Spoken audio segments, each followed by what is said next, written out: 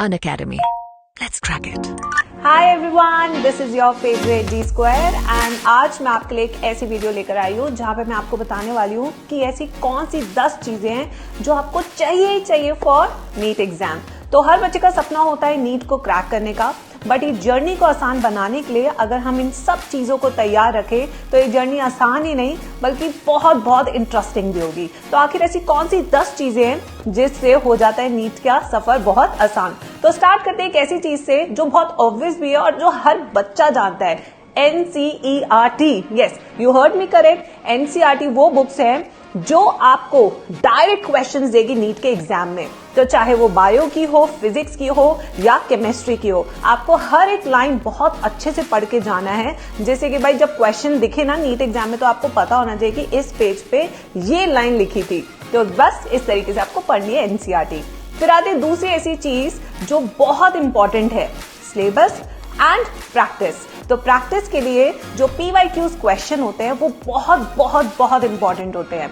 तो अगर PYQs questions की बात करें तो बहुत सारे बच्चों की एक जनरल क्वेरी होती है कि मैम कितने सालों के प्रैक्टिस करने हैं, कहाँ से प्रैक्टिस करने हैं, तो कितने सालों के करने हैं। तो अगर हम देखें तो लास्ट 10 इयर्स के are the most important ones जिसे आप छोड़ने का सोच ही नहीं सकते हैं। तो अगर आप PYQs क्वेश्चन को एनालिसिस देखें तो ऑलमोस्ट 70% क्वेश्चंस रिपीट होते हैं। Guys, you heard me correct, 70% questions come directly into the NEET exam from the PYQs। तो 10 सालों के PYQs तो आपको बिल्कुल नहीं छोड़ने हैं। एंड इसी के साथ साथ जो नेक्स्ट इंपॉर्टेंट चीज है कि भाई कहाँ से प्रैक्टिस करें, वो क्या है। देखिए, कोई भी आप PYQ की बुक ले सकते हैं। इट्स नॉट लाइक कि आपको इस पब्लिकेशन का लेना है या उसका लेना है। इवन अनअकैडमी की भी बहुत अमेजिंग बुक्स है, उसे भी आप रेफर कर सकते हैं। ठीक है, फिर अब चलते हैं तीसरी ऐसी इंपॉर्टेंट चीज पे जो बहुत जरूरी है, that is consistency. Her chapter के बाद आपको अपनी क्वेश्चन प्रैक्टिस करना बहुत जरूरी है। और ये क्वेश्चन प्रैक्टिस ऐसे नहीं कि बस बैठ गए और हमने बस पढ़ना शुरू कर दिया, नहीं, बल्कि एक टाइम बेस्ड प्रैक्टिस करना बहुत जरूरी है। क्योंकि जो बच्चों को अक्सर दिक्कत होती है नीट एग्जाम में वो होती है टाइम मैनेजमेंट। यस, तो टाइम मैनेजमेंट के लिए हमें शुरू से क्या करना है, एक स्टॉप वॉच लेनी है। मोबाइल्स आपके पास जरूर होंगे, आई नो दैट, ठीक है, क्योंकि आप मेरी वीडियो शायद फोन पे ही देख रहे होंगे। तो उसी मोबाइल का यूज करना है, एक स्टॉप वॉच लगानी है और हर क्वेश्चन के लिए एक टाइम सेट करना है। अगर आप फिजिक्स कर रहे हैं तो मेक श्योर कि 50 मिनट्स में आप एटलीस्ट शुरू में 40 क्वेश्चन करें। बट जैसे जैसे टाइम बीतता जाएगा, पूरे साल आप प्रैक्टिस करते जाएंगे, ये जो स्पीड है बहुत अमेजिंग हो जाएगी। तो शुरू में करो एक्यूरेसी पे काम, स्पीड अपने आप चल के आपके पास आ जाएगी। ठीक है, तो make sure you sit with a stop watch in your phone. ठीक है, उस फोन का अच्छा भी यूज करना चाहिए यार कभी तो। ठीक है, तो चलिए अब एक नेक्स्ट चीज पे चलते हैं। कंसिस्टेंसी के बाद चौथी ऐसी इंपॉर्टेंट चीज that is called mind maps. आप पढ़ रहे हैं बट आपको पढ़ना इस तरीके से चाहिए कि जो आपका लास्ट टाइम है, जो एक महीना है अप्रैल का just before the NEET exam, उसमें आप सारा सिलेबस कैसे रिवाइज करें। You have 11-12 of physics, 11-12 of chemistry, 11-12 of bio, कैसे रिवाइज करोगे। माइंड मैप्स, हर एक चीज को, हर एक चैप्टर को एक पेज में कंसाइज करना है। ये एक आर्ट है बच्चों। अगर आप कंसाइज करना सीख गए तो ये नोट्स आपके लिए अल्टीमेट नोट्स होने वाले हैं जो आप क्विकली रिवाइज कर सकते हैं। क्योंकि नीट एग्जाम में जितनी बार रिवीजन होगा उतनी बार आपको नई चीज सीखने को मिलेगी। तो इसलिए बार बार रिवीजन करने के लिए हर बार नोट्स अपने छोटे करते जाइए कि even in 1 week also you are try to cover all 97 chapters of NEET exam. ठीक है, फिर आते हैं फिफ्थ ऐसी चीज, वो क्या है, that is your formula sheets. Formula sheets क्या होती है। मान लीजिए कि मैं आज ग्रेविटेशन चैप्टर पढ़ रही हूँ फिजिक्स का, बहुत इंटरेस्टिंग लग रहा है। ठीक है, ग्रेविटी का फॉर्मूला क्या होता है कमेंट सेक्शन में जरूर लिख के जाना। ठीक है, तो क्या है वो फॉर्मूला, ये सारे फॉर्मूलाज आपको एक फॉर्मूला शीट बनानी है स्पेशली फॉर फिजिक्स।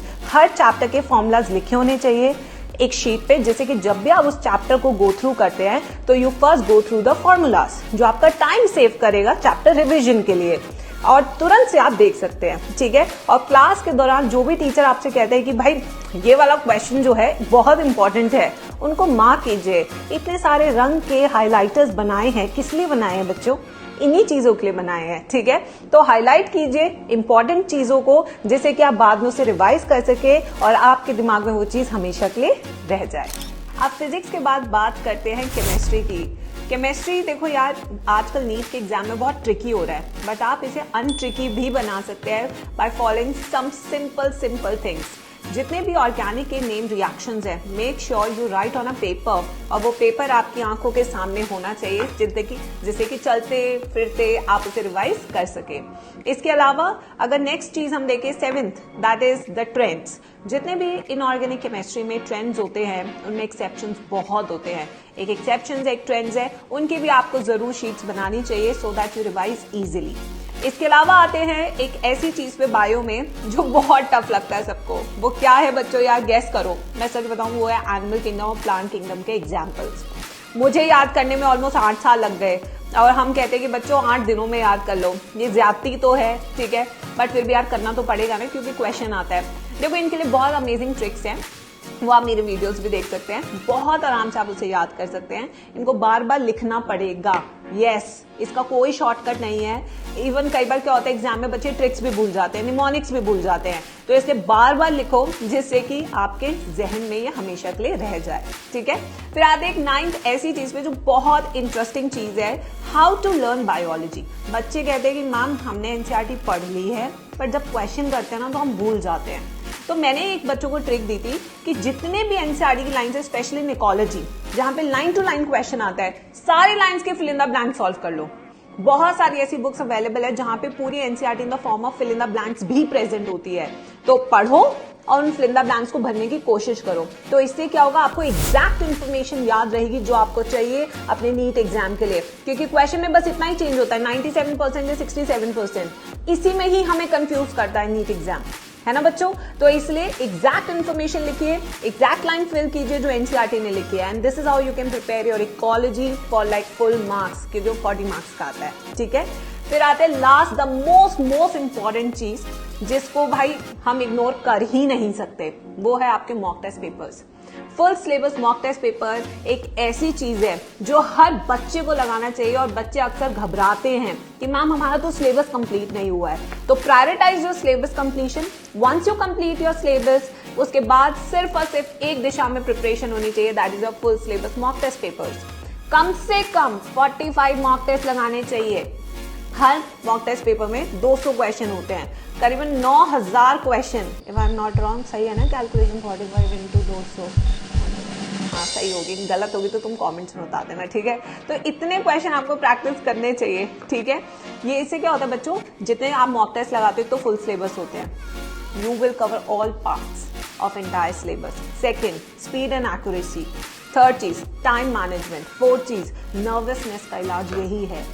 कहते हैं ना, डर को इतना डरा दो कि डर भाग जाए दूर, बस यही करना है। अपने मन के अंदर के डर को इतना डरा दो, ठीक है, कि भाई वो वापस कभी आ ही ना पाए। बस इस तरीके से आपको ये 45 मॉक टेस्ट पेपर एटलीस्ट लगाने नीट एग्जाम से पहले। एंड ट्रस्ट मी, अगर जर्नी इतनी आसान होती तो कभी मजेदार नहीं होती। जर्नी मुश्किल है तभी तो सफलता का स्वाद भी है यार, है ना बच्चों।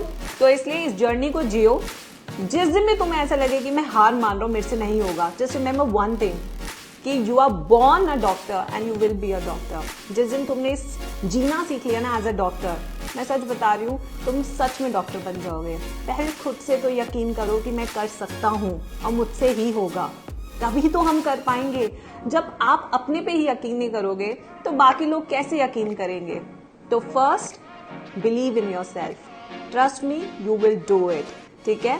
तो follow all these tips and do let me know कि what else you need and did you like the video और not. Thank you so much. Unacademy. Let's crack it.